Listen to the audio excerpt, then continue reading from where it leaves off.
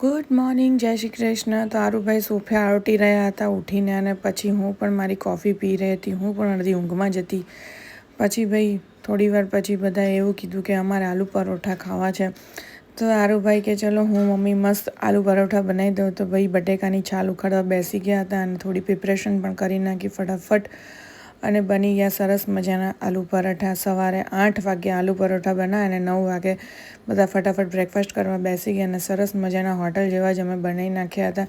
પછી 11 વાગ્યાનો શો હતો મૂવી જેવા, વેલકમ ટુ ધ જંગલ જોઈ લીધું. બહુ મસ્ત મૂવી છે ગાઈઝ, જલ્દીથી જોઈ આવજો. કોઈ જ નહોતું, અમે 3 જણા જ મૂવી જોવામાં હતા. આખું થિયેટર ખાલી હતું મોર્નિંગમાં.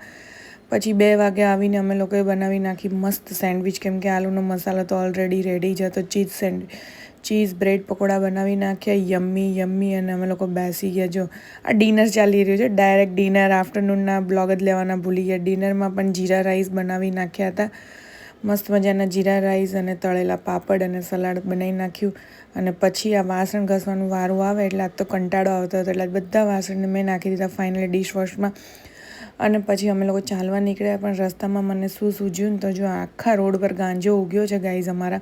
તમે તો આ ફૂલ છોડ ગાયબ થઈ ગયા અને ગાંજો ઉગી ગયો ગાઈઝ. સાચું ને? કમેન્ટ જરૂરથી કરજો. અને ગાઈઝ આજનો દિવસ અમારા આવો સરસ મજાનો ગયો. બાય, જય શ્રી કૃષ્ણ. કાલે પાછા મળીએ.